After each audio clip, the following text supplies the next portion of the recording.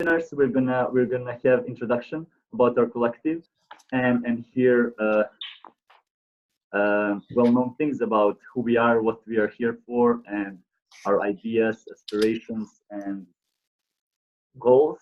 Um, I'm gonna lead that part. After which we're gonna have Colin talking about tonight's topic, which is going to be importance of finding your own niche, your specialization, your field of specialization. Um, After that, we're gonna have our member spotlight reserved for Coach Juliet. Last month we had Coach Sherry. Um, we had pleasure to hear about her. Uh, at the end, we're gonna talk a little bit about our directory and to schedule our next meeting. That being said, um, let me. By the way, Colin, is this sharing presentation can be seen okay for you guys? If you go down and go to presentation mode, so go back down to the bottom right. There you go. Okay, perfect. Perfect. Great. All right. So we have already gone through this. So yeah, our group, our collective actually exists since about 6 months ago, I believe, and we have two places where we meet, discuss, and share our ideas. Those are our WeChat group and our Meetup group. Um, we are all based in China, I believe, and we're here to teach, support, and learn from each other through webinars like this one and meetups, which I hope they're going to be more often in the future. It's always better when we meet up in person, right? Different kind of energy. So our goals are to support, learn, and promote. By that I mean to support the way Colin is supporting tonight and sharing his knowledge with us. Same as Adrian was doing last webinar, and we're here to learn, of course, no matter how experienced or at which phase we are all eager to learn, and we can all learn something new, whether from an experienced coach or someone who's just on the way of becoming one. And in the end, we are here to actively promote life coaching. I mean, life coaching recently is becoming very popular, but it's still, there is a lot of space to share and promote our job, basically. Area on which we are focusing our business area and coaching area. I am kind of completely guilty of not paying attention of business area, which might be a mistake, but they're both equally important because I mean, even if you're a good coach and if you have a lot to share and a lot of knowledge to help other people, if you're not good in finding those people, it can be like useless. So I think we should both think about investing equal amount of time in both of these areas. That being said, I would like to introduce our speaker for tonight. Ladies and gentlemen, one and only Colin Thompson. Colin. Hey, so first of all, thank you, Sasha. And guys, I don't have my my windows open, so as we go through tonight, if you want to ask a question or anything, please just jump in. What we're doing here with our webinars, we want to have a very informative, yet still somewhat casual environment to, again, to help teach and to learn from each other. So I'm going to, Sasha, I'm going to take control here. And if you'll give me that control 1 second. Here we go. Okay. Let's see if I have it. Slideshow. Oops, did I do that?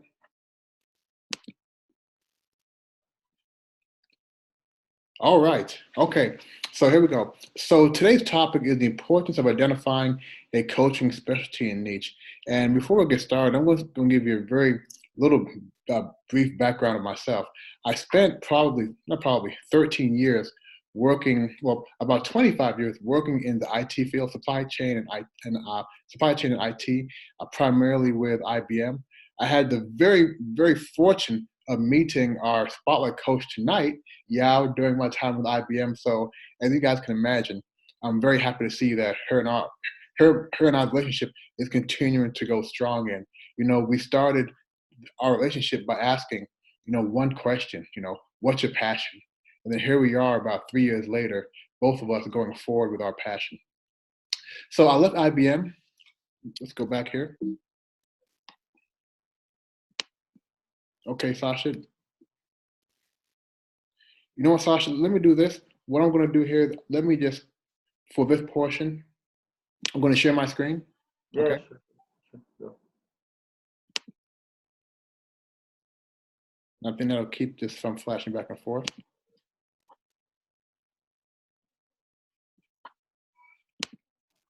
Okay.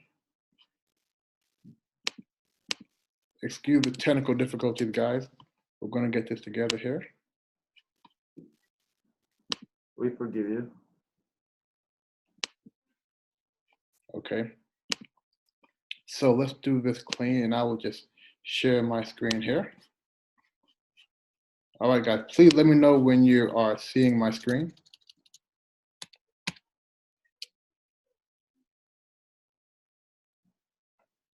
Good to go.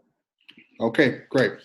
So, so I had the fortune of being able to leave IBM almost 2 years ago, and I left IBM with the distinct plan to get into my passion. My passion has been really motivating people. I've always had I would say, a knack or a niche, right, of being able to motivate people to take action. So my last 2 years with IBM, I started getting into coaching, and I found that coaching was really that missing piece. I like to say that if I meet you on Monday, I can motivate you to take action. And I guarantee you, Monday, Tuesday, Wednesday, you will be motivated. However, Thursday, Friday, Saturday, your motivation will get down. And a week after I met you, you'll be right back to your old ways. I found that coaching sort of bridges that gap. It allows me to stay in contact with a client and help them not maintain motivation, right? But to stay on course. Allows me to help them see their goals, see what they're trying to achieve through to the end. So after I got my taste of coaching, it really motivated me to really merge my two passions, right? Well, my motivation passion with coaching. So after I left IBM, I started my own coaching practice here in China. Although we have clients, globally, and for the past almost 2 years, I have been focusing on building my business. And we started this Shanghai Life Coaching Collective this last May with the sole purpose of helping coaches get better. And I think the best way to help coaches get better is by learning from other coaches that have experienced what you're going through, or who are younger and have the energy to really remind you why you took on coaching. So that's a little bit about me. I do want to start, and my method of doing the webinar today is I'll be asking some questions. So if you have an answer, please feel free just to share out your answer. If you're not speaking, can you go on mute, because there is some background noise there. Thank you. So the first question I have, well, let me say, the high level purpose of what we're doing tonight is really to build a sustainable and profitable coaching business and practice. As Sasha mentioned earlier, we're really here for two reasons. Well, the collective two reasons. The ability side of coaching, how do you become a better coach through coaching, and how do you build the business? So tonight, we're really focusing in on that business side. And as any business owner, any entrepreneur, your goal has to be to build a sustainable long-term business. So everything we talk about tonight is in that context. So my first question before I get started is, where are your prospective clients? So I'll ask IDOT, where are your prospective clients? Mm, yeah, they are everywhere if I know them. They're everywhere. What do you mean by that? Right. I'm interested in helping people to enhance their awareness and navigate through challenges in life, like for example, change. Okay. And so it really depends on their context, and that's why I'm interested in the topic today, because I don't have that specific area that I would like to, or I already narrow it down to, hey guy, if you have this challenge, come to me. I mean, right. Yeah, what I have in mind is a very broad and generic thing. Mm-hmm. But it does sound like you've thought about that, right? So you do have some narrowness, right? And interesting, you first said your prospective clients are everywhere. I have written down here, if you would have asked me that question a year ago, I would have said everywhere. Everybody is a prospective client, right? Which is somewhat true, but also somewhat naive, right? Yes, everybody can be a prospective client, but unless you can talk to them and really resonate with them in that first coaching conversation, not the coaching free session, but in that casual conversation when they say to you, what is coaching, right? If you're able to respond and touch something that they care about, then they're more likely going to resonate with you and ask you more questions, right? You want that conversation to be 5-10 minutes. And I'll give you guys an example. So, and this is probably one of the most common examples people use or coaches use when talking about specialties. So if you're having heart pain, right, you're really having some heart trouble and you're concerned and you go to the doctor, are you going to go see a general doctor, a generalist who knows a little bit about a lot of things, or would you go to a heart specialist? Anybody? Not me again. Anybody? First go to a general doctor to identify what's wrong, and then you go, and he tells you which specialist you need to visit, right? Okay. Anybody else? Yeah, so for me, I will go to the doctor that I mean that we can have we may have good communication, and yeah, so he or she may better understand me, and I feel confident to get to the advice from him or her. Yeah, that's important. Okay, anybody else? Okay, so we have Sasha. I'll go to a generalist first, and based on that communication, I'll then potentially go to a specialist. With Juliet, from that initial conversation, you want to talk with somebody who you feel comfortable with and somebody who really recognizes what you're going through. Is that correct, Juliet? And I think that touches on the exact one of the benefits of having specialization, because from that initial conversation, as I mentioned, you're finding something within that person that resonates. I think, we've all been to what I would call a cocktail party or an event. And as you're moving around the room, meeting new people, you talk to somebody and they say, so, our favorite question, right? So what do you do?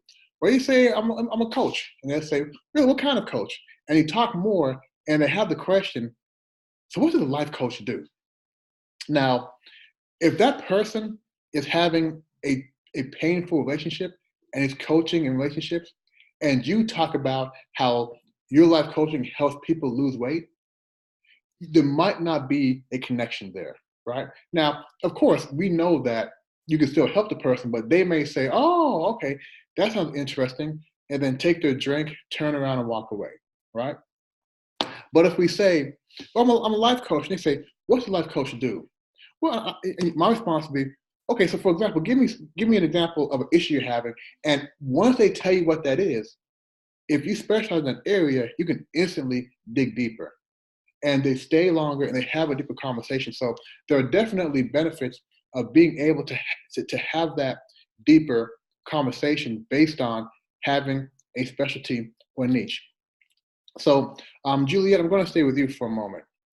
How would you define a niche? What does that mean, a niche or a specialty? So for me, niche area means two things. One is where are you heading to? I mean, this is your target. Right.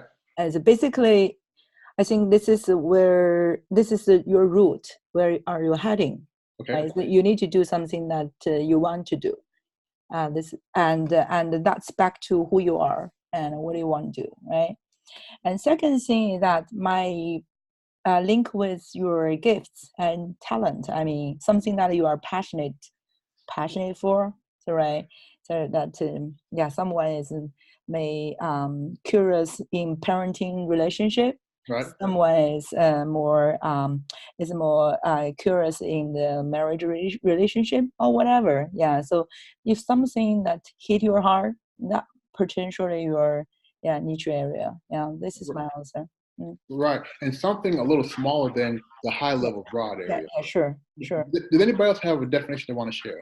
And I want to share that this should distinguish yourself from the others, from the other coach. That's Yes. very important. That's very important. Yes. Did anybody else want to add? Okay, so there's a very basic definition, and I'll get that here. A niche, an area of specialty within a field. We say life coaching. Within life coaching, we have career coaching.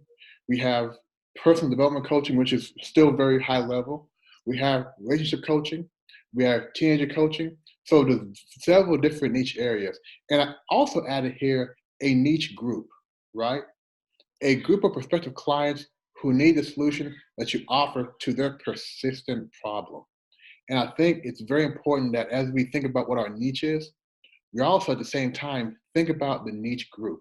Because as Juliet was saying, a lot of times the niche is what we want to do, what we're passionate about, right?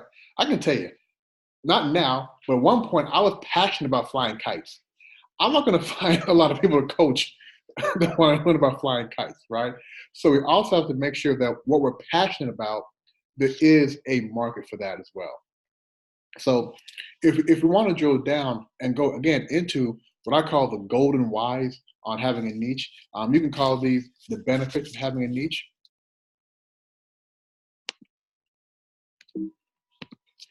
Developing specific skill set, which leads to expertise. I think we all know the definition of generalist, right? And we think about generalist as somebody being very, very broad, right? They know a little bit about a lot of things. And quite frankly, I like the term generalist, right? You know, I like knowing a little bit about a lot of things, right? But also in coaching, in any business where you're going to try to extract value, and you extract value by really providing value to clients, helping them through their problems, through their issues to reach their goals. If you're able to not be so broad, but drill down and become an expert, what happens is when somebody is experiencing something and they know that you are an expert, you start getting referrals. And you get the referral not because you're nice, right? Not because you're cute, not because you're easy to talk to. You get referrals because you're able to help them reach their goal.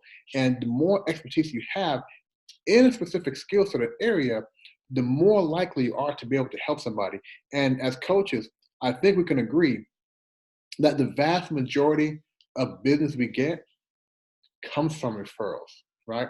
So it's really important that we're able to not just develop expertise, but to also be known as a subject matter expert in that area. We talked previously about how that initial coaching conversation and how that's more effective. So I want to stop here because, you know, part of being a coach is that we are always on, right? You guys know what that means? We always have our antenna up, ready for some new prospective clients. We're always trying to have a conversation and have that lead to a prospective complimentary coaching session. So I'm going to, so Sheila, question for you. Have you been in a situation where you're having that initial coaching conversation? And how did that typically go with you?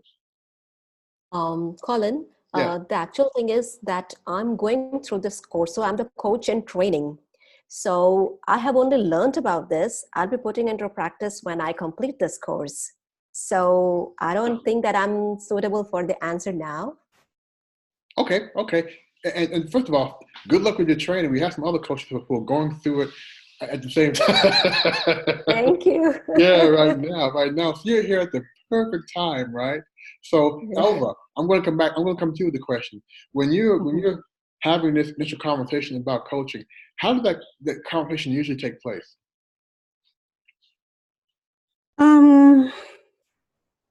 Actually, I will ask the client's needs, what they want, and what kind of results are they expecting from our conversation.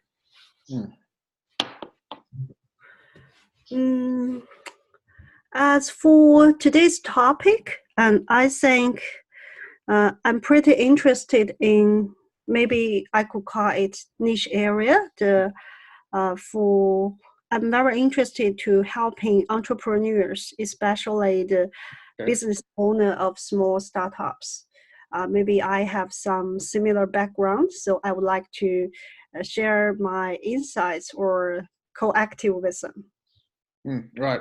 And I think one of the things you said was spot on. You said you asked the prospective client in what areas do they need help.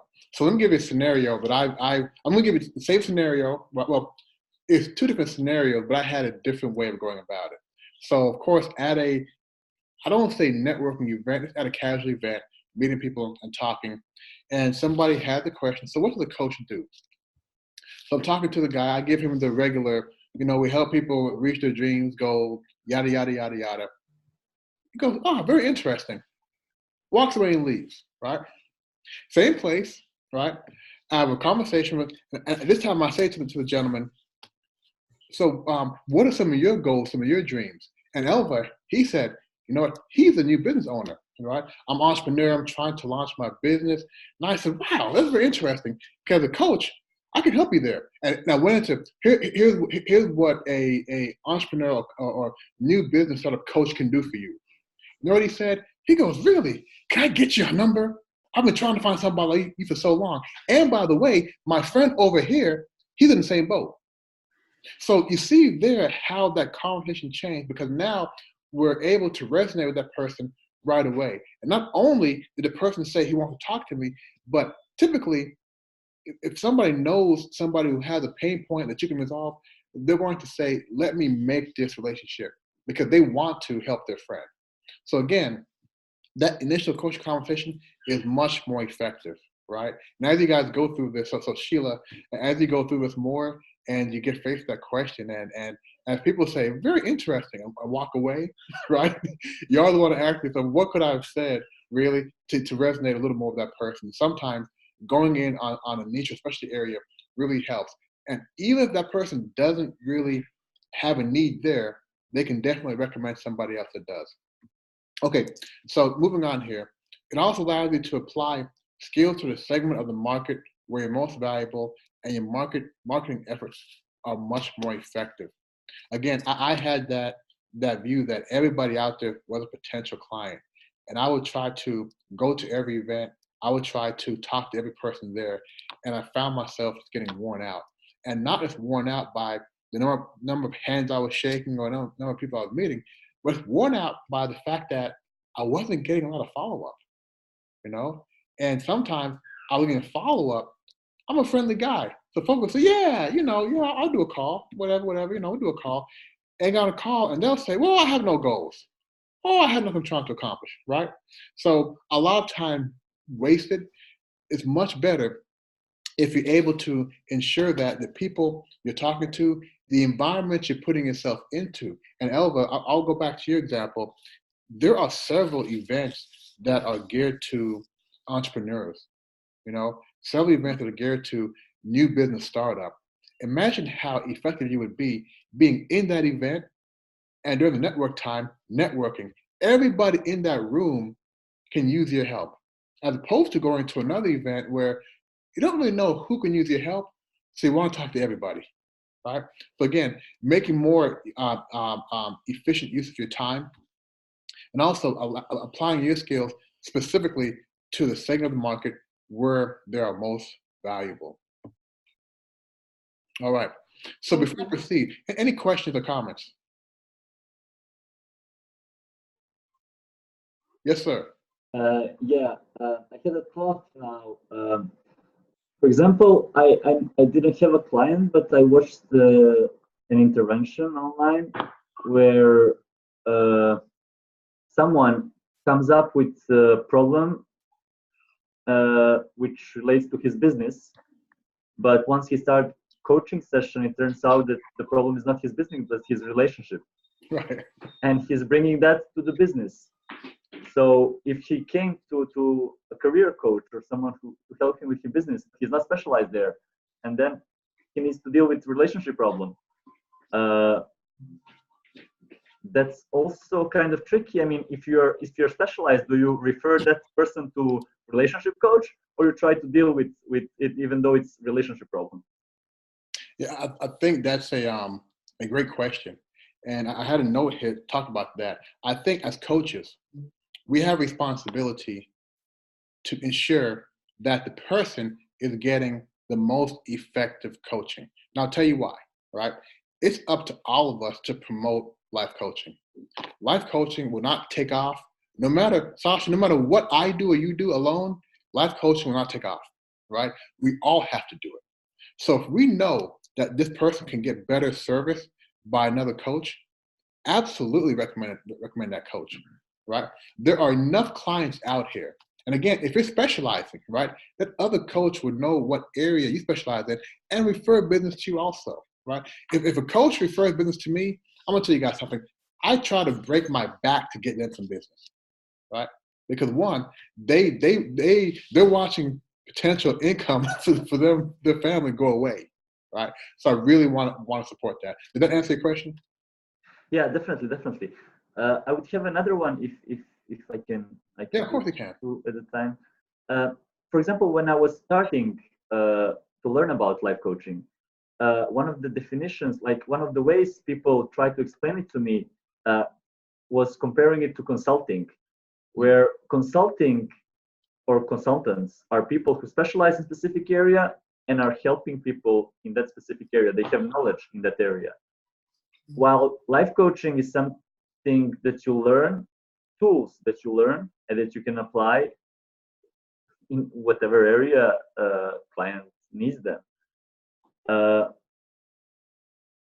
Do you think that approach has some benefits?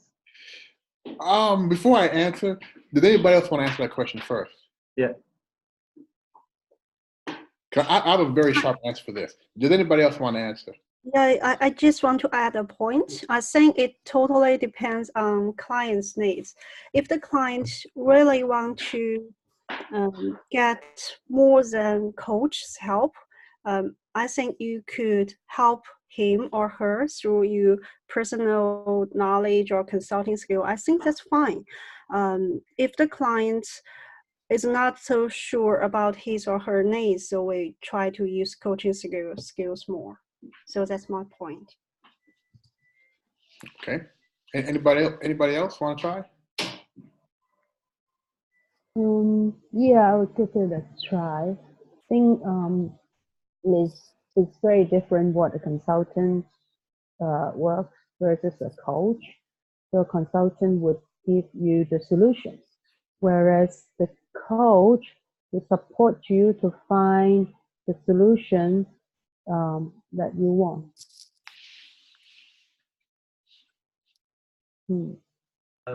But in that case, are we actually specialized in that area if we are trying to lead our client to the solution?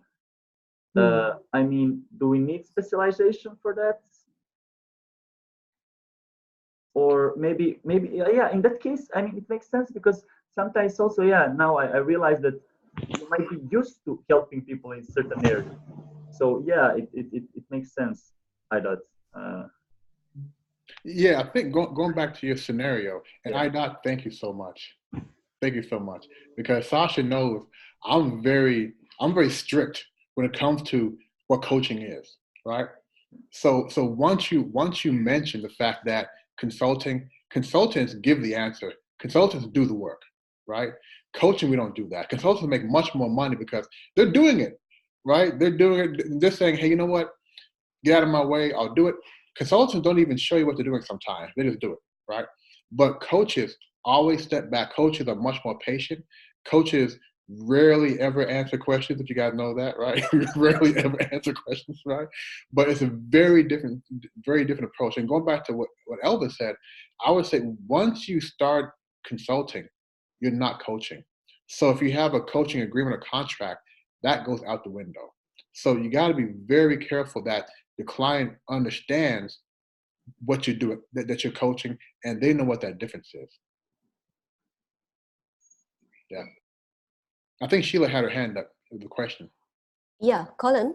Um, my question is like, whilst just identifying a niche, uh, does a coach need to select it according to the qualifications they have?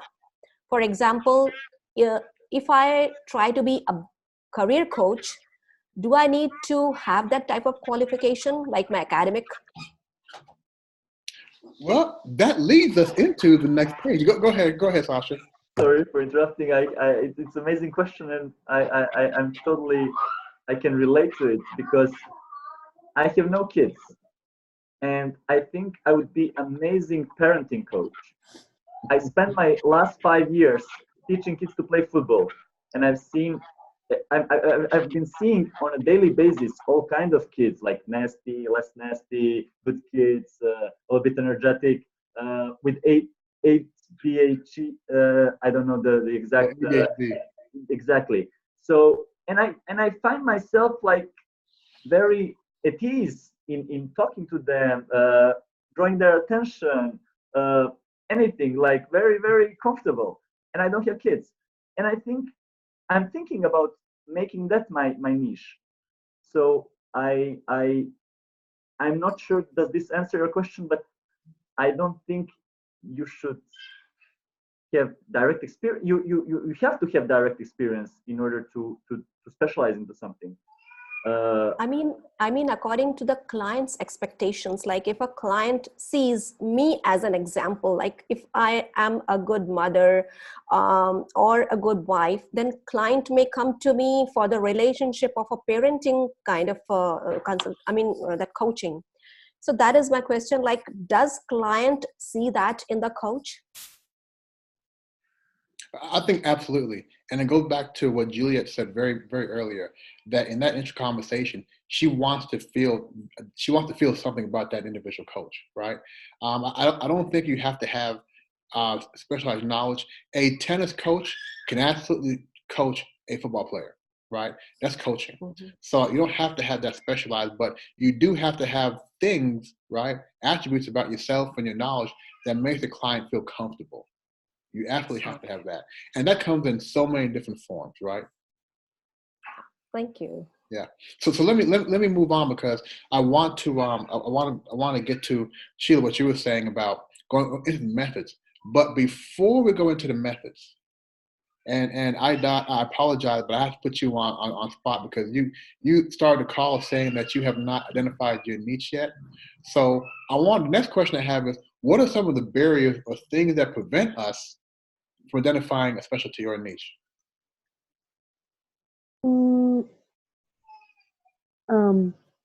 I think one thing is experience.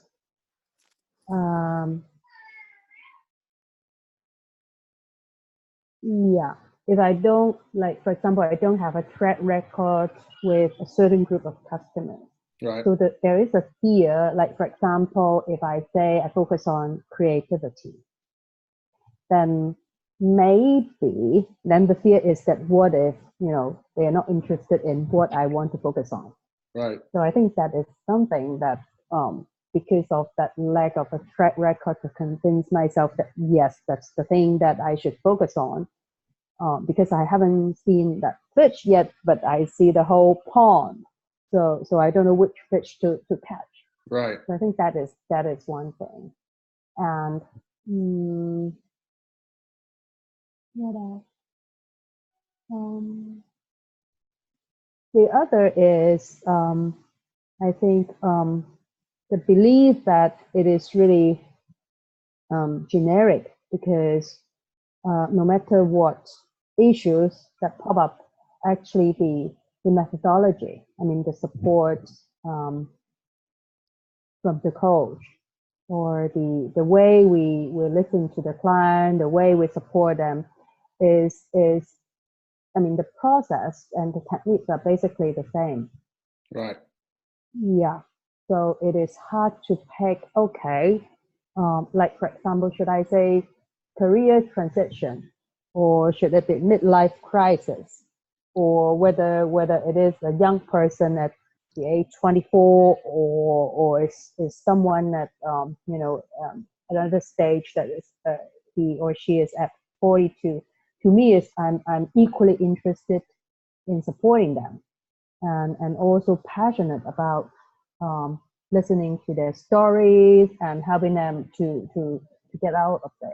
Right. Yeah. So that's why I haven't figured out how and where to narrow it down. Thank you for that, because that's very interesting. The first one, the fear of being sort of singled out by not knowing, not having experience there. I understand that one. This is the first time I heard your second part, though, and thank you, because what I heard you say was you generally want to hear and help a broad amount of people who are going through different things, right? Mm-hmm. You want to help people. The bottom line is you want to help people reach their goal or get through a problem. As opposed to you want to help people, you want to avoid not reaching potential clients, right? So when I graduated my program and they said, okay, we're going to print out your certification. What niche areas do you want on it? I said, oh my God, I don't want to pick, because if I pick one, I'm going to miss all these other people who I can help, right? And their money, because this is business, right? And their money, right? Mm-hmm. So my view was, I don't want to lose potential clients, whereas yours was, for money, cheap office for money, but yours was more, you don't want to miss opportunity to help somebody. And I think that's tremendous. I want to call you out and say, I think that is the heart and soul of a coach. I think that's very tremendous. Does anybody else have anything else to add before I reveal to you? Okay, go ahead, Sasha. Yeah, I would like to share my strategy, because I'm just starting. So I guess we also should have a strategy how to attract our clients and what to focus on. And so far, I was thinking to focus only on referrals. So if I'm gonna be good enough, if I bring myself to a level where I'm able to help actively people and bring results to their lives, they're gonna refer me to someone else when they find out that they have similar problem. And in that case, I don't see the need to specialize in anything, because if I help him in something, he's going to refer me to someone else for that thing. If I help someone else from something else, he's going to refer me for the third thing. It might be a mistake, but it helps me to focus on one thing, and that is to learn in the best way to help someone. So I'm not focusing on marketing. I'm not focusing on business side. It's not on my radar at the moment. And this might not be like perfect, but it's something that resonates with my core values, which are similar to iDots, that is helping someone. Right. So just by focusing on helping someone, I think I'm at the same time focusing on marketing. And that's why I believe I don't need niche. Right. Right. And I was same place where you are, man. Same thing. I want to help more people. And, a master coach said to me, well, you can help more people if you know more about specific things that will help them faster. Right. So I'm not saying that your technique isn't good. I think as long as you have a pipeline, if you have a pipeline to more clients that's consistent, then perhaps you don't need to have a specialty. What you're going to find, though, as you mentioned, if you help person A in this area and they recommend you, it's more than likely going to be related to that area again, right? And if they recommend somebody else, it's more than likely going to be in that area again. So what you're doing is you are going into a specialty, but more organically, right? Not necessarily identified first. And we're going to go into that in a moment. But let me go to this next question here, right? So barriers to developing a niche, and I thanks for your answer here. Fear of missing clients, right? Right, fear of missing clients, which was mine, right? For two reasons: I want to have income, and I want more practice. The more clients I can have, the more practice I have, the better I become. Even though practice is not the time for clients, right? And then, like Sasha, no desire to specialize, right? And I don't, as you mentioned, fear of being exposed, right? And that just means that I say I'm a career coach, but I don't really know that much about how to help people who want to get a better career, right? So they get very, very nervous on specializing in that area. But these are just some of the barriers that I went through. And fortunately, as any coach, you have to be able to get past this one. And let's talk about some ways to overcome and develop a niche. One thing to understand is there'll always be more prospective clients. I would say I want to go into an environment with 15 people, and I want to find a way to help all of them. Because if I don't help them, I'm going to have another chance. There are always more people to help, right? I think as coaches, we know that people who are going through a very fortunate life can still benefit from coaching. We can benefit from coaching. So as long as you know how to, I don't want to say pitch your services or sell yourself, there'll all be more prospective clients. So you shouldn't really fear of missing clients. And also being able to grow from a journalist to an expert. Some people really want to work with experts, and also being an expert will allow you to have a stronger brand because, Elva, you mentioned that you want to go into coaching entrepreneurs. As you coach for entrepreneurs and help them succeed, you will be invited to events to speak. You'll be invited to events to present on building business. So your brand is growing just from being a coach into being more of a speaker, and you're finding different ways of getting income now.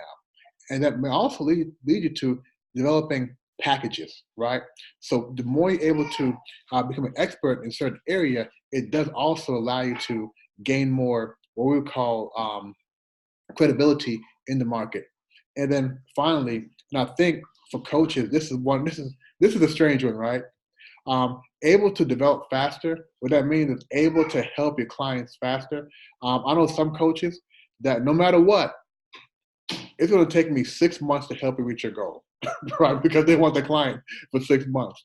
But we all know that, the faster we're able to help our clients, we have responsibility to help them reach their goals as fast as is necessary.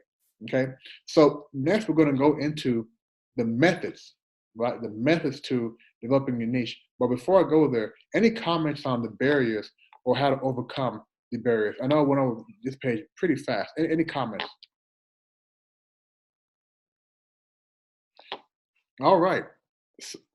So let's go into the methods. Now, guys, there are so many methods that you can use to develop a coaching specialty or niche.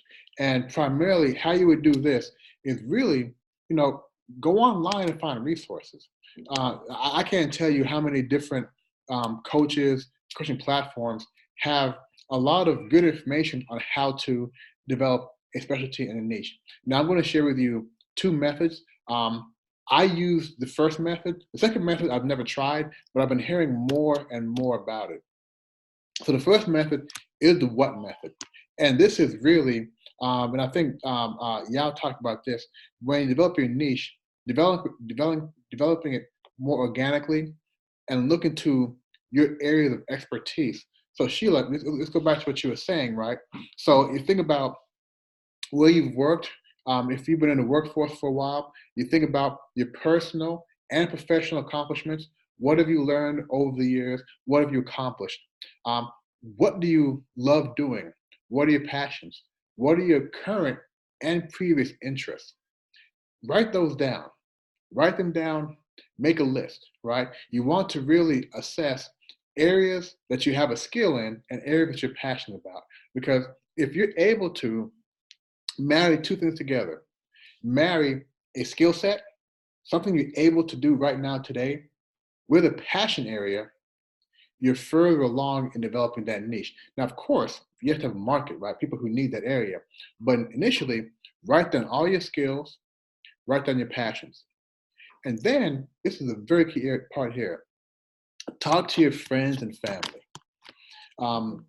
Any new coach, young coach, experienced coach, we always have people coming to us for advice. Maybe even before we became a coach. And that may be one of the reasons why we go into coaching. People come to us for assistance and help, right? Mm-hmm. Write this down also.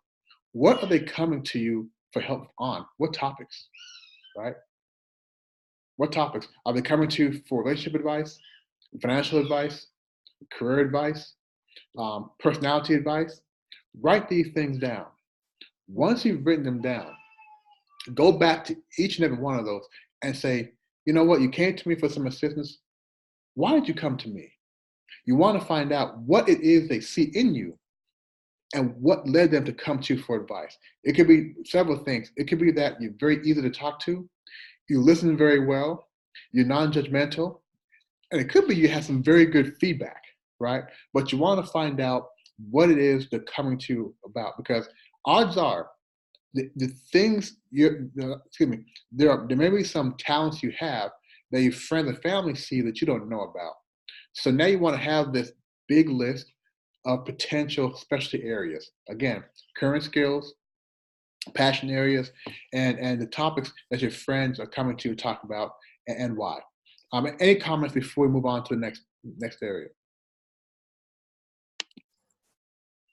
Well, I'll note it down, and these are quite valid points. Thank you for that. Yes. Now, as we talked about, these are areas that what we want to do. We still haven't talked about whether or not there's a market for that, right? Because we always have to make sure that there are some people who actually need this assistance here, right? Okay, so the next part here, and excuse me, guys, I'm trying to move my screen here. Okay, so the next part is the who method. And this is going about this a different way. I say for the what method is what I say is very organic, because we're first starting with what we're passionate about, what we have a talent or an interest in. And a lot of times that's better because those things may tend to hold our interest, right? Coaching is long. Coaching is, it's interesting. I don't know if it's exciting. It's definitely interesting. And when you're coaching a lot of clients every week, you really need to have some passion and interest in the topics you're coaching them in, right? So the what method helps you start off being very organic in that. The who method is a very effective method, and it cuts right to the chase, I like to say. So for the who method, think about what the public sentiment, what areas are people talking about and having pain in? If you talk to people who are more, I consider myself mid-career, right? I'm a young guy, mid-career. One of the concerns a lot of my peers have is AI, right? Are they going to lose their job due to AI, to IoT, and whatnot? Are they going to have the same job they have in 3-4 years? Because let's be honest, they're not learning new skills. Yeah, they may go to training, but they're really not. It's rare that you go to training and you use it right away. So they're being exposed to new skills, but not really learning new skills. So if a lot of people have a fear of AI, a fear of their skills not being advanced to make it into the marketplace, that may be a group that wants some career coaching, right? How do they build up? Now, this is driven from what you're hearing, right? And as a coach, we're always asking questions, we're always meeting people, so it should not be hard to understand public sentiment. Another area, you look at your groups. Everybody is in WeChat groups now, right? But go away from WeChat, your physical groups. I meet a lot of sports groups, so I'm in some running groups, some biking groups. I'm in some other philosophy-based groups. In those groups, people tend to share their stories, and people tend to complain. If somebody's complaining, your antenna should go up, right? Because they're looking for some peace or remedy. So look at the groups that you associate yourself with, and find out what common areas do they need coaching in, right? So, for example, if I'm spending time with a running group, and people always talk about how they always feel, Monday, Tuesday, Wednesday, Thursday, we feel great. By Thursday, Friday, everybody's sore. Bodies are feeling a little tired, right? And it's a recurring theme. So maybe, coaching them on how to take care of the bodies throughout the week, so they're not getting sore. That'll be more of health-based coaching, right? But understanding what those needs are in those groups, and the benefit of the WHO method is from day one what areas people need. Now, I'll use an example. I do a lot of sports. The groups that I'm with, if somebody needed coaching on how to, let's say, get in better shape, let's say how to lose 10 kilos.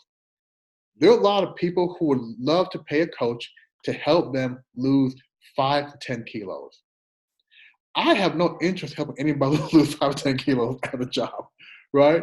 So the downfall or the side of the WHO method is sometimes the areas that people really want a specialized coach in, that might not be a match for the area that you want to coach in.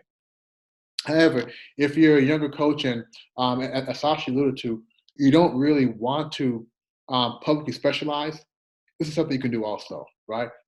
Put your ear to the ground, find out what people are talking about, and help them. Find out what common area people need and help those people, right? So you have two methods here: the what method and the who method. Yeah, I think you've identified your niche area, correct? You're talking with me? Yes. Have you identified a potential niche area? Yeah. So while you are talking, I'm rethinking what niche really means, right? So previously, I think niche area is some areas that you are good at, right? Is that you may become an expert, distinguish yourself with the other coaches. Right. But during this conversation, I feel niche area may be maybe kind of like a characteristics, like it's like coaching style, right? It might not be what, it might be how, or maybe just some some describing words. Like for myself, I would think, yeah, for you, because Colin, I think your coaching style might be inspiring, right? And yeah, it's like a hot. I mean, so always make people to feel energetic, right? This is your niche area, and this is your coaching style. Maybe switch to another coach, right? So maybe Sasha. So he gave me just another different flavor. Yeah, so maybe just a calm and comfortable and easy to connect, and maybe a very good listener. Yeah. Right. So this is a niche area. How I think niche area looks like right now. Yeah, and Juliet, thank you for that, because I have on my notes here, right? I didn't mention this. And I learned this today actually in my research preparing for this. A niche is two things to some people, right? It's what you specialize in, but also how you do it to connect to people, right? So that goes back to your style. As Sasha mentioned earlier, the webinars are good, but he's a face-to-face person. He wants to be face-to-face, right? So some clients who want face-to-face, that'd be great for Sasha. Some coaches enjoy coaching on video camera, and some clients love it, right? Some clients want telephone, to be quite frankly, right? So it may be a coach who, I would say a niche, but has that style as well. So your niche can be, again, what you're specializing in, but also how you go about doing it. You know, there's how you're going about doing it as well. So thank you very much for that input. Very good point. Yeah. And as you alluded to, Juliet, right? When you think about your skill sets, right? You don't have to have the skill you want to go into day one. You don't have to have it, but you do have to have the ability to build that skill. And if you think about the who method, a lot of times for the who method, if you identify what people want first, you then might need to go back and build that skill. Typically with the what method, you have an interest, you have a passion, you have some sort of experience there. So you are, I would say, better prepared to instantly add value. But for the who method, you just need to have the ability to build the skill. And I think that's across the board. Being able to build a skill, and when you can, research and study to increase your expertise. I can't say how important this one is. There are several coaches in our collective whom I've met with and said to them, you know what, I have a new niche. So for example, a new niche area I'm going into is I really understand a lot of foreigners who move here and have a hard time adjusting to the culture, whether it be because their family has been moved here together. But a lot of people, I call it the expat blues.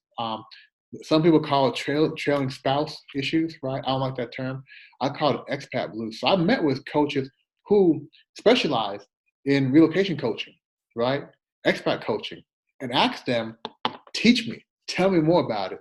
And early next year, I'll have that niche, right? So what I'm doing now is the research to increase that expertise, right? So it's very important that you don't let the fact that you don't know, right, stop you. And the who method here, you know, I went through a version of the expat blues, but I know a lot of people who are going through it. So for the expat blues or relocation coaching, I got that from the who method. So you can use a combination of both methods also. Okay, any questions before we go on to the last page, which is tips?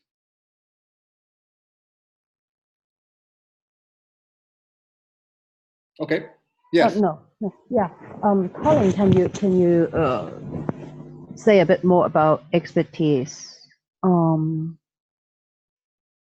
My question is, is it about the background of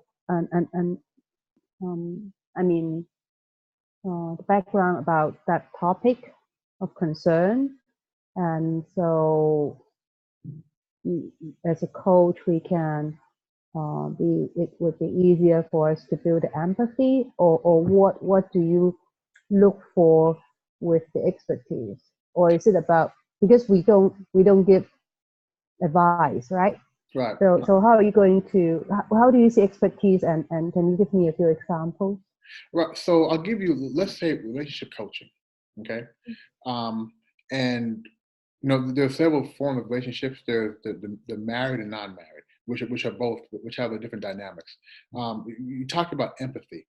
I think that if I was, okay, before I got married and I tried to become a relationship coach, coaching married people, it would be more challenging for me to empathize in certain situations because I never experienced that, or I didn't really study on that. Okay, so I'd be able to coach them at a very, very high level. I would say things like, you know what, well, just make sure you and your partner communicate, never go to bed angry with each other, right? Never go to bed angry, things like that. Now, after having more expertise being married by doing research and being married, so I'm somewhat an expert, I would now say, if you have to go to bed angry, that's fine, right? Right? Which is because you have to really, because in some relationships, it's not about resolving the issue right away. It's about resolving the issue naturally, right? And you can't do that before you go to bed sometimes. So go back to your question, you really have to be able to empathize. You do have to have either some hands-on experience, or you do have to have done a great deal of study.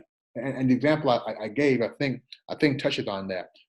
Not being in a situation and trying to coach on it, because the challenge is you can say some things that the client knows is just not going to work, right? And the moment you do that, as you were saying, they're going to call you out for being a fraud, right?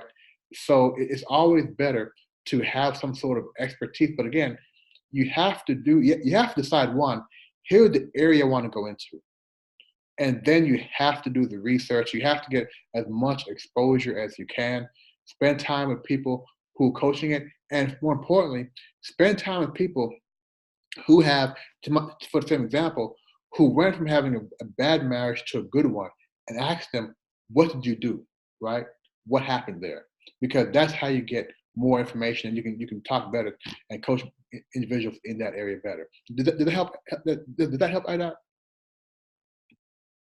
Yeah, so I have some supplemental here. So just my experiences. So the books I read, and I totally agree. So like a coach, right? You never see a campus here that graduates from school and become a coach. And even he or she can become a coach, and very few people will hire him, right? So because so as Colin said, this experience is very, very, very, very valuable. So like become a good coach. So in the book, in the executive coach, it mentions that you need to have some coaching competency, core skills, right? And also you need to have your own experience, and maybe this is kind of professional experience, and maybe just a life experience, right? So yeah, so if once you have this experience, you may better understand, better empathy, and not only that, right? So the other rest part, I didn't remember, but I remember 3 parts compose. Not only the coach part, but your past experience or worthy or at points. Yeah, Right. so they may come to you for in whatever way that you not anticipate, I would think. Yeah. Yeah, and thanks, Julia. And Ida, just to finish up here, you you mentioned empathy, and as coaches, we have to be able to show real empathy regardless of our experience there, and that's challenging sometimes, right? And there are techniques to do that, but the more experience you have or knowledge in an area, the more you're able to feel what they're going through, and naturally you're able to empathize with them a little more. Did that answer your question?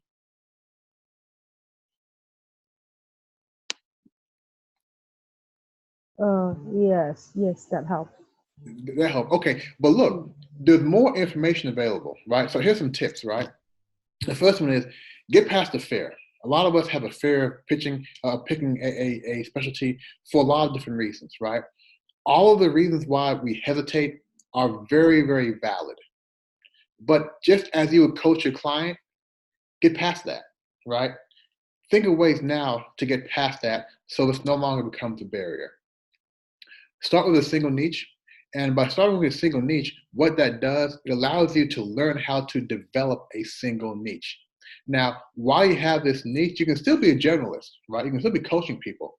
But on the backside, you're developing a single specialized area. It may come from how Sasha mentioned, referrals, or it may come from doing the what or the who, the other method as well. And my favorite here, use existing tools to help. Bing, Google, YouTube, there's a lot of information out there on how to identify your specialty. Do not sit there in a coffee shop with an empty pad of paper and just think about it on your own. Read the information. And if you read 10 websites, 80% of the information is the same, right? So there are things that do work. A lot of coaches who went through this have shared their experience, and change a niche as needed. We use pens and paper. We don't use cement. You can always go back and change, right? Don't worry about picking the wrong one. You'll always find more clients, right? The main thing here is to get past the fear, pick something, try it. Might not be the right one.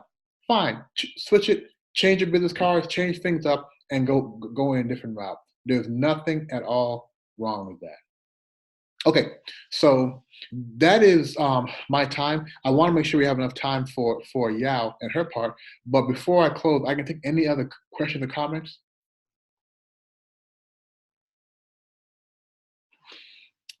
All right. So Sasha, I'm going to stop sharing and give you back to control.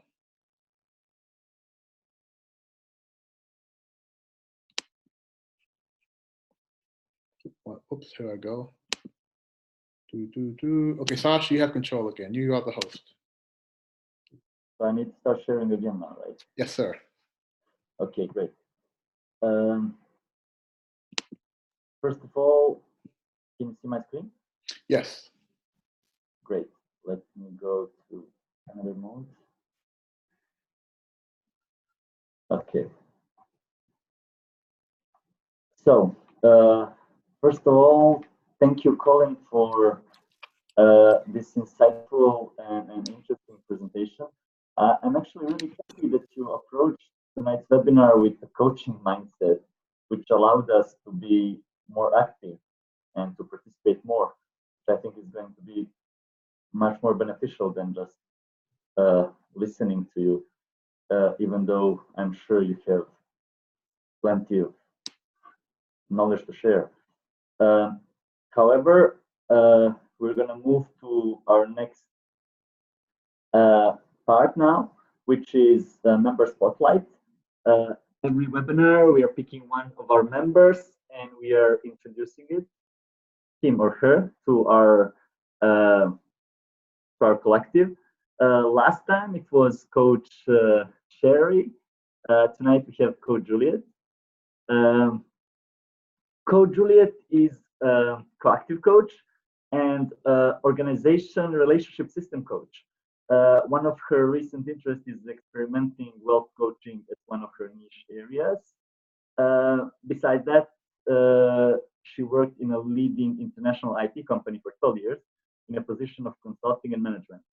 So instead of just reading her information, I'm going to give word to Coach Juliet, and she can tell us more about herself, what she does, why she does it, and in the end, we're going to have some questions for her. Coach Juliet, welcome.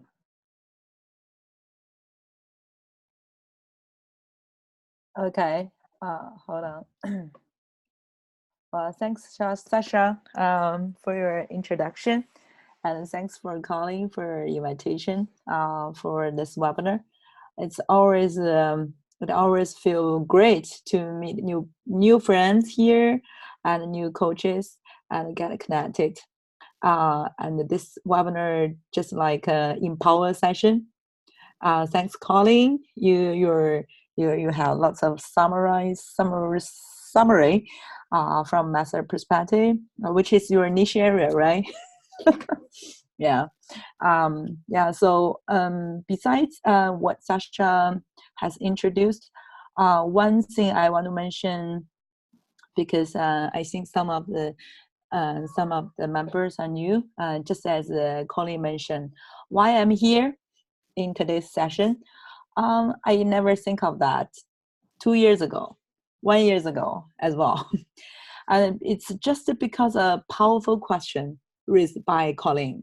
Yeah, so when you know that we are colleagues in IBM, and he was an agile coach, and I met him and have invited for a lunch, and he raised a question so powerful. What's your dream?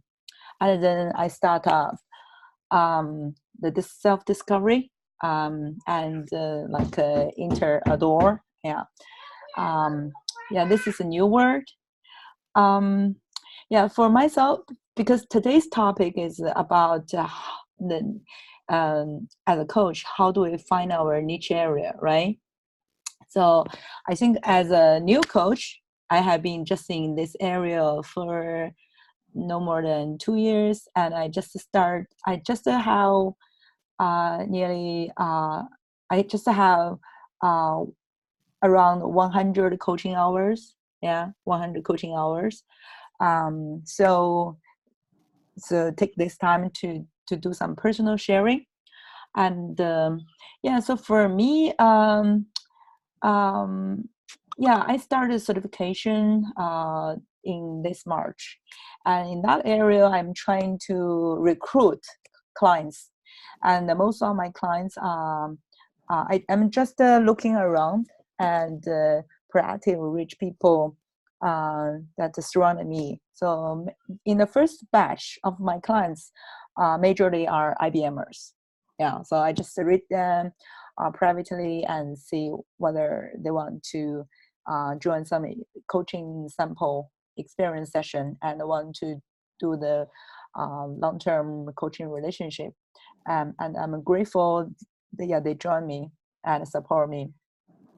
And very interesting during this coaching journey, what I found that, yeah, so using Collins' method, second method, by who, yeah, I found it very interesting.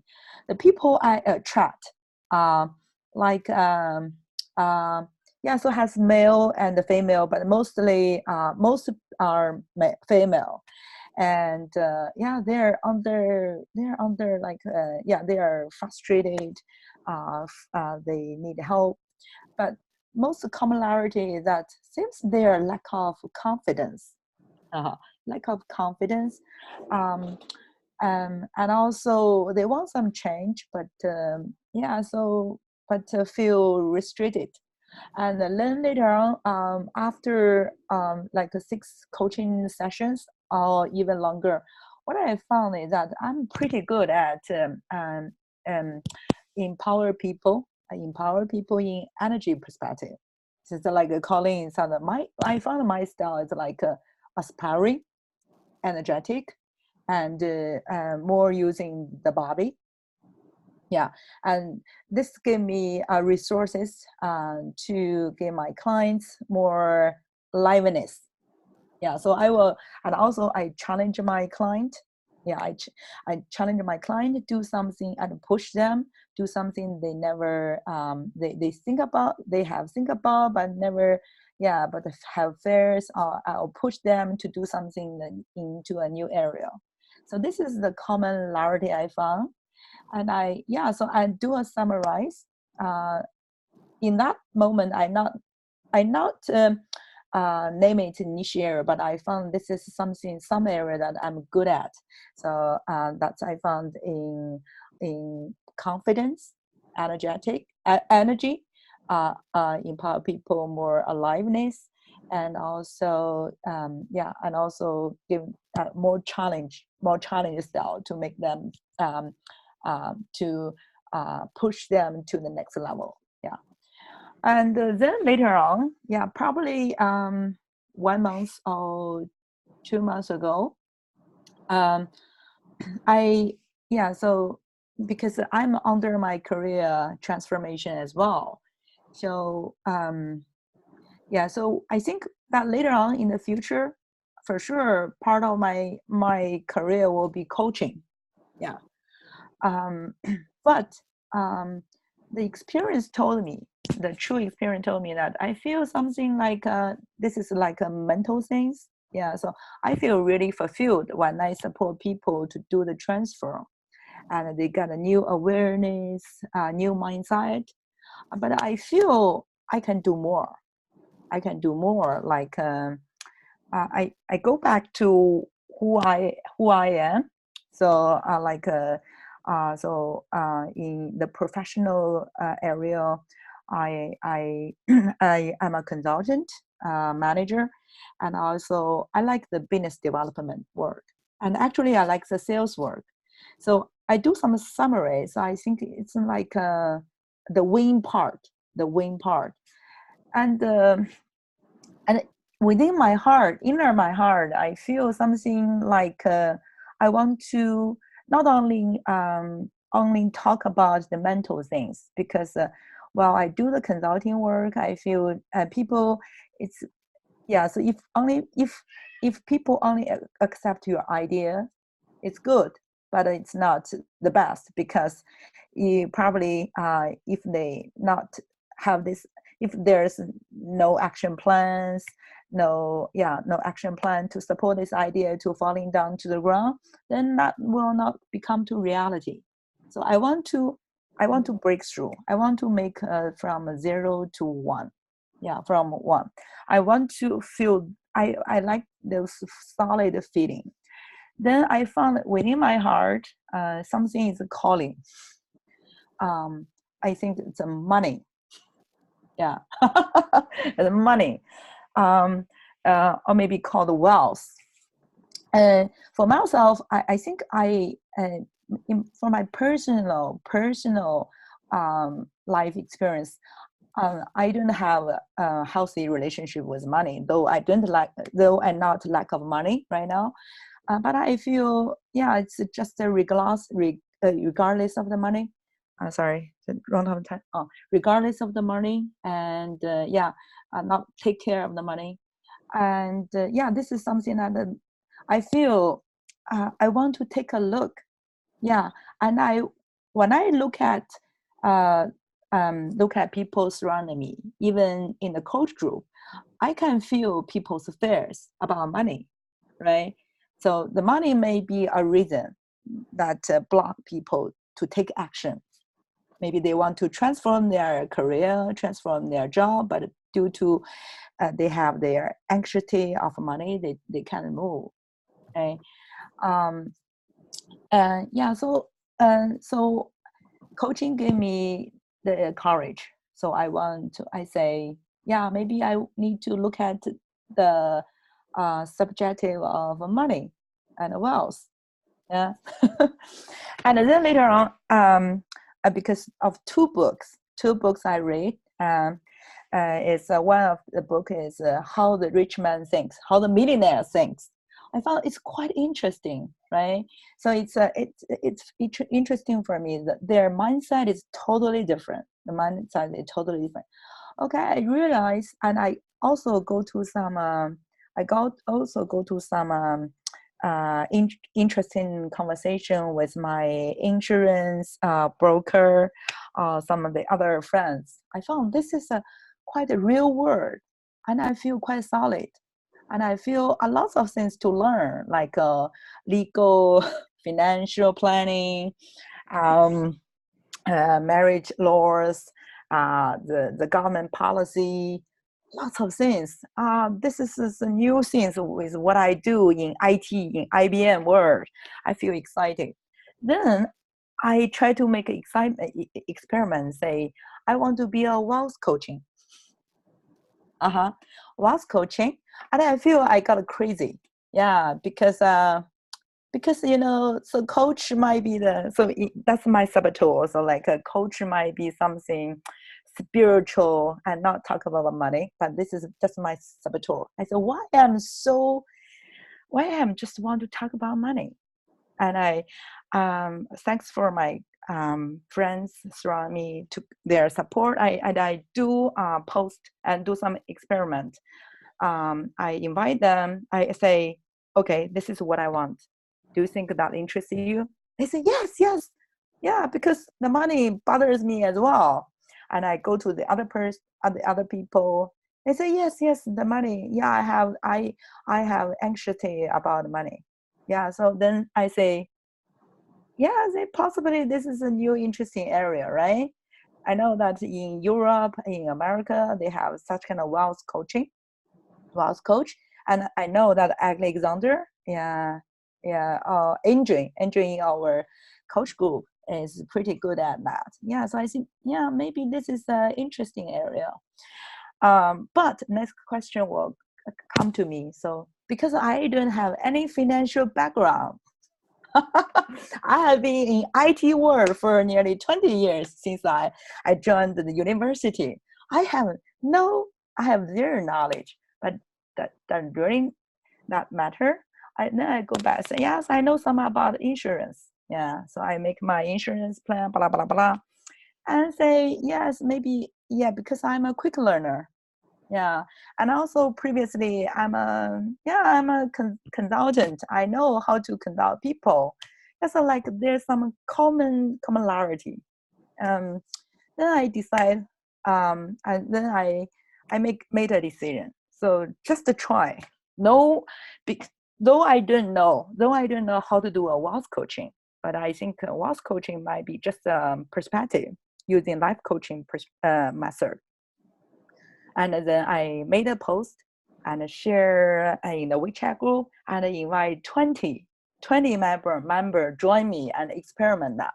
And yeah, so and I already offered 5 or 6 sample session, and the feedback is good.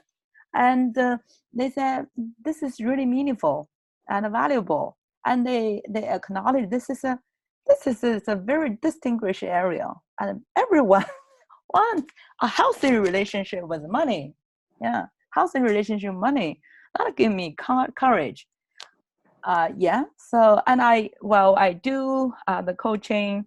I just leverage my unique values like creativity, connection. Yeah. So lots of my courage to break through. Yeah. So I try everything, and I try to use the knowledge I learned from book. Yeah, and then ask people. Yeah, so in my coaching demo sessions, totally different. The coaching style different. I just want to have fun and experiment. And I say maybe probably after 20 demo session, I will get an experience, and I will summarize that method how to do the wealth coaching. Because I'm passionate in this area, and I believe I'm a quick learner. And I believe this is the area that people need. And I believe few people are working in this area. Yeah, and this will distinguish myself, distinguish my value. And yeah, from longer term point of view, yeah, I will accumulate knowledge. I will accumulate the experience, and I will for sure accumulate the client's resources. Yeah, so yeah, this is how I found my niche area. So when I say wealth coaching is my niche area, I will not say this is my expertise area, but this is the area that I want. I'm passionate. Yeah, and I think this is pretty fun and interesting. Yeah. Okay. Yeah. Time possibly up. Thank you, Juliet. Thank you, Juliet. This was very. I have to admit, it was very inspiring story, and I need to praise you for incredible passion that you brought. Um, but we're kind of late with the time, so Yeah. I'm just gonna switch to questions Yeah. right away. First one, what was one of the challenges that you overcame on your coaching journey? Let's say the one that is most memorable for you. Hey, Sasha, Yeah. sorry to interrupt you guys because we do want to respect the time and we are running late. Yeah, yeah. First of all, Juliet, great story. You just made the whole call, quite frankly. Yeah. Can we ask her one question? Yeah, sure. Okay, then I'm gonna ask the on the spot question, the one that we didn't reveal to her, so she couldn't prepare.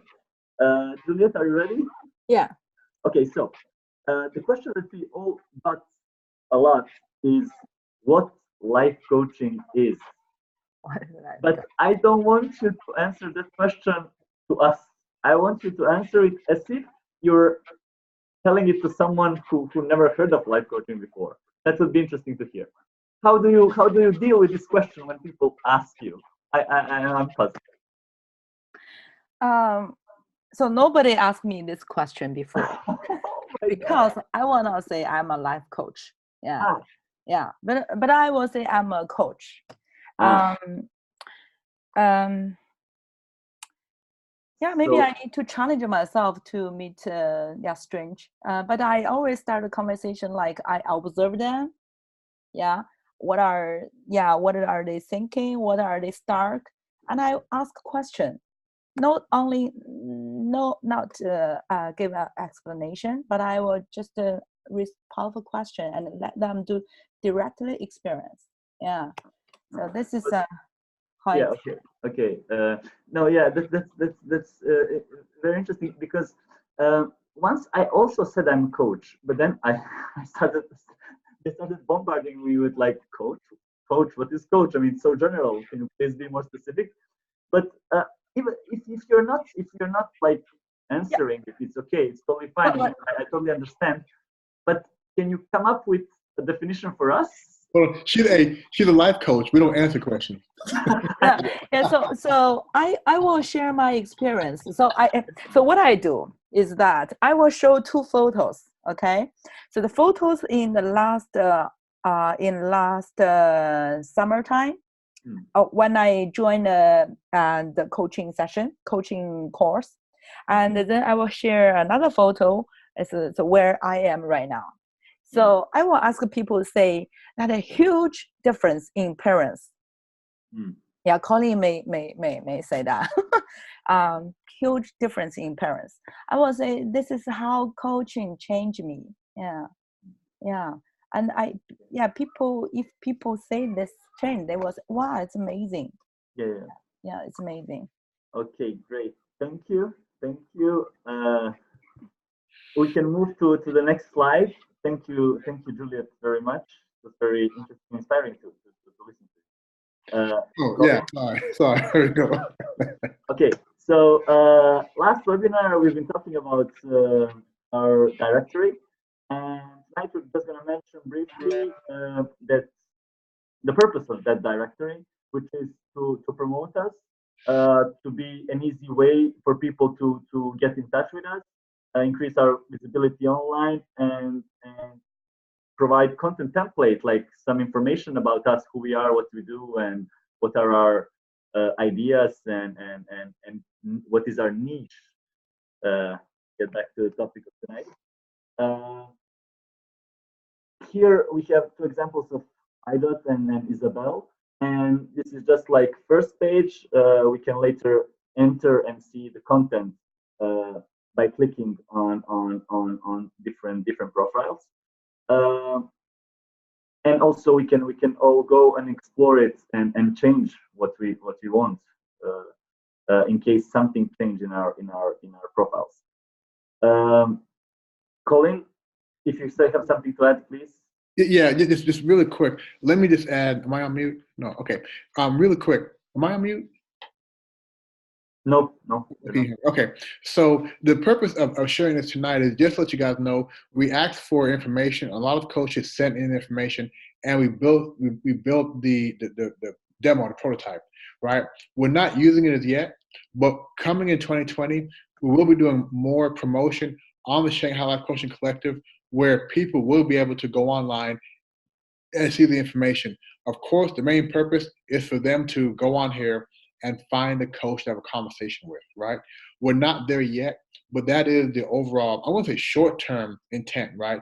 I'm going to say by March, we want this to be another resource for people to use to better connect with coaches here in Shanghai and all of China. So in 2020, look for more information. Until then, continue to get your information in. If you don't have your certain information, develop that information, right? You want to have a full profile. That's it, Sasha. Okay, great. Next one. Yeah. Since we have decided to have a webinar every month, this is opportunity where we can introduce our next webinar, which is going to be on January 7th. Every first Tuesday of the month, we're gonna have our webinars, and in between now and that time, we're gonna choose our topic, and we have a list of the topics that we have been considering so far. Please feel free to vote by sending a message to me, or to introduce a new topic. If you have something that you like to listen about, feel free to reach me and let me know. Colin, something to add? Nothing to add. It has here from 1900 to 2300. I'll fix that next time. That's a long meeting. Okay, we understand. We understand. It's okay. yeah, just to mention in the end, this is the way to connect with us. We have our WeChat group, we have our Meetup group. When it comes to joining our collective, it's a closed group, which means that we want to have people who want to participate and to be active in our activities, and who want to promote, learn, and teach. Therefore, not everyone can join, but we need people who really wants to be part of the group and to get as much as possible from it. Here we have Colin's WeChat, because he's the administrator of the group, so he is the one who's going to accept or not accept. And that's basically it. Thank you all for joining us tonight. It was very interesting webinar. I especially enjoyed